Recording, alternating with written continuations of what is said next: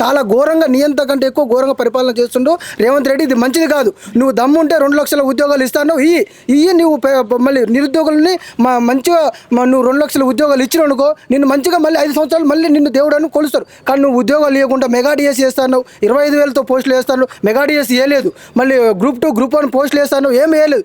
ఏం వేయకుండా ఒక అంగన్వాడీ పోస్టులు అని అంగన్వాడీ అవి కూడా ఈ జాబ్ క్యాలెండర్ ప్రకటిస్తుండు. అంగన్వాడీ పోస్టులు ఏమింది 10th అయిపోయేటోళ్ళు 10th చదివేటోళ్ళు మహిళలకు ఇవ్వాల్సిన పోస్టులు కూడా అది కూడా జాబ్ క్యాలెండర్ ప్రకటిస్తుండు. మళ్ళీ ఆర్టీసీ కండక్టర్ పోస్టులు 3,500 ఉన్నాయట, అవి జాబ్ క్యాలెండర్ ప్రకటిస్తుండు. అదేమన్నా అసలు పద్ధతేనా?